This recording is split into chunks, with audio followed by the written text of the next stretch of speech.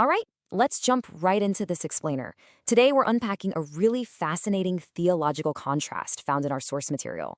We're looking at the stark, and I mean literally night and day difference between the everyday struggles of earthly marriage and the concept of absolute heavenly perfection. We so often hold our relationships to this totally impossible standard, right? We're constantly chasing this illusion of a completely flawless partnership. But the truth presented here is that the word perfect, it just doesn't belong to worldly marriages.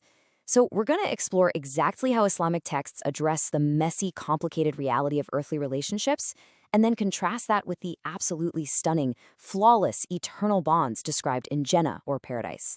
Because, let's be honest, it is incredibly easy to fall for the whole Instagram and Reels fantasy. You see those flawless couples, the giant smiles, the perfectly curated vacation moments, but the source material serves as a major reality check. If you peek behind those screens, absolutely no one's relationship is truly perfect.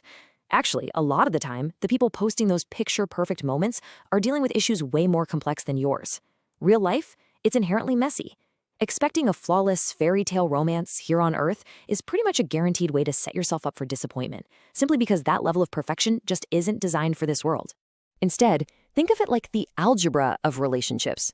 Just like an algebraic graph, the bond between a husband and wife naturally goes up and down. You are going to hit peaks of unbelievable happiness, and you're going to fall into valleys of pretty profound frustration.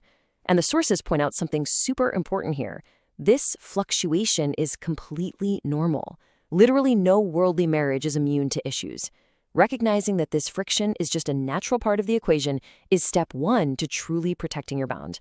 It's about putting in that conscious, everyday effort to make sure the trend line keeps moving up over time. So what actually brings that graph crashing down? Let's talk about the common relationship killers. Our modern marriages are incredibly vulnerable, probably more so now than ever, with people falling in and out of love at lightning speed. And usually, it's not the explosive, dramatic arguments that destroy a marriage. It's the quiet stuff. It's the everyday habits. We're talking about things like excessive family interference, or letting external negativity and toxic comments seep into your bond, or simply just neglecting each other.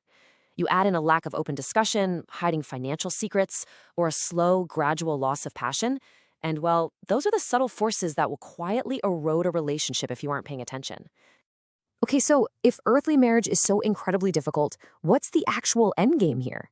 Well, the Quran provides a really beautiful promise for couples who manage to maintain their faith and righteousness through all those messy earthly trials. It says, "Enter paradise, you and your spouses, rejoicing." The text explained that if a husband and wife are both righteous and they successfully navigate the tests of this world as a team, they will be reunited in Jannah. And this is exactly where the concept of the fairy tale actually becomes reality. They don't enter in a state of exhaustion or earthly struggle. They enter together in a state of eternal, absolute happiness. So the big question is, what happens to the relationship once you actually get there? It transforms into a flawless bond. The source material details how heavenly marriage completely wipes away all the physical and emotional friction we deal with here on Earth. Imagine this: absolutely no jealousy, no harsh words ever spoken, zero arguments. And on top of that, the physical limitations of this world, completely gone. No aging, no fatigue, no illness, not even any bodily fluids to worry about. The relationship is completely purified of every single thing that causes stress or division in our worldly lives. To make this completely flawless state happen, the texts describe spouses being recreated entirely anew. The Quran uses two very specific Arabic words for this transformation: aruba and atraba. Aruba means deeply loving, affectionate, and just bursting with passion. You know how worldly marriages can sometimes get harsh or emotionally distant? Well, in paradise, partners are imbued with this perfect, pure love for one another. And atraba, that means being of equal age. Any imbalances or the physical toll of time completely wiped out. You are perfectly, flawlessly matched in every conceivable way. Which actually brings up a really famous and honestly kind of lighthearted anecdote from Islamic traditions. The question is, will old women enter Jannah? According to the source, an elderly woman once came up to the Prophet Muhammad and asked him to pray that she enters paradise. The Prophet playfully replied to her that old women do not enter Jannah. Well, upon hearing this, the poor woman immediately started crying, thinking she was completely excluded from eternal bliss. But then, of course, came the beautiful punchline. The Prophet clarified that she wouldn't enter Jannah as an old woman. The earthly toll of aging is entirely left behind at the door. Instead, she and everyone else will undergo a total transformation back to youth. They'll be recreated as young, incredibly beautiful, vibrant individuals. It is such a profound reminder that the decay we go through in this world is strictly temporary, and our eternal state is one of absolute peak vitality. And the texts actually specify a really fascinating number here. All inhabitants of paradise, regardless of how old they were when they passed away on Earth, will be eternally frozen at the age of 33. This age is considered the absolute peak of human maturity, strength, and physical beauty. Just imagine that for a second. A realm where you and your spouse are permanently locked into the prime of your youth, and you will never, ever age a single day again. And going hand in hand with that eternal youth is complete physical purity. We touched on this briefly, but the sources go into some really amazing detail. In Jannah, there's no menstruation, no need to spit, no physical exhaustion whatsoever. It is a state of absolute, uninterrupted physical perfection. And what about starting a family? The texts note that there is zero painful pregnancy or childbirth.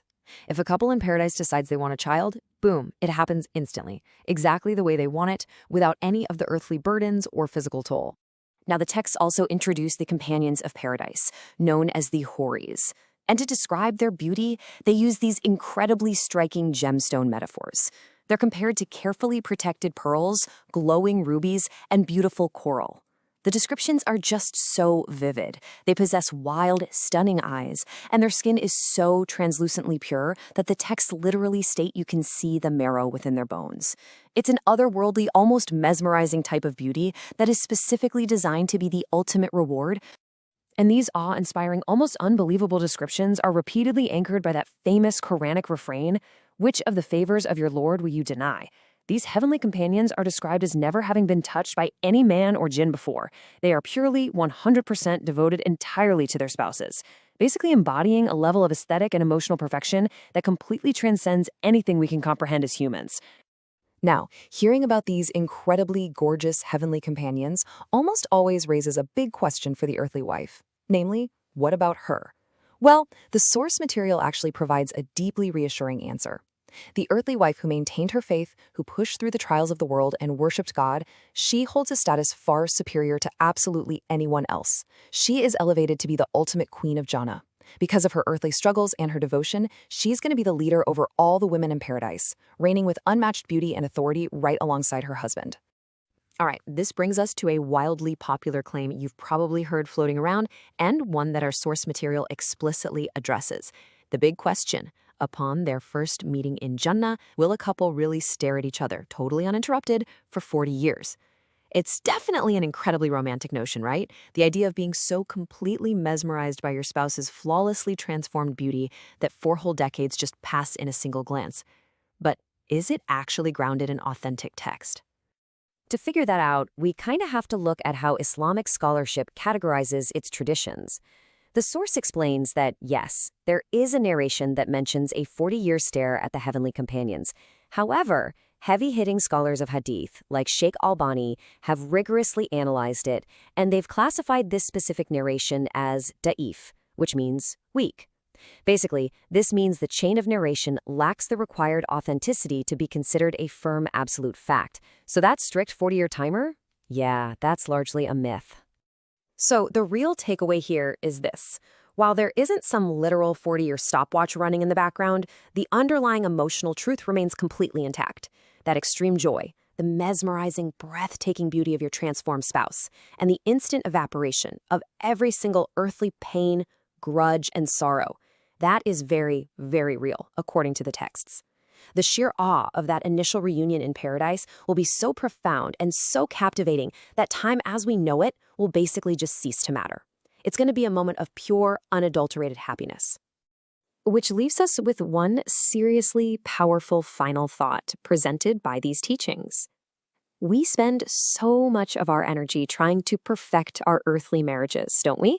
Battling the algebra of ups and downs, fighting off those relationship killers, striving for this fairy tale that our world just literally cannot sustain. But if the true, flawless, eternal, and perfectly loving bond is waiting in paradise for those who are righteous together, the texts ultimately challenge us with a pretty provocative question. Are you investing as much into your eternal relationship as your earthly one? Are you working with your partner to navigate life's imperfections today so you can share in that absolute perfection tomorrow? Thank you for joining me for this explainer. I really hope it gave you something profound to think about.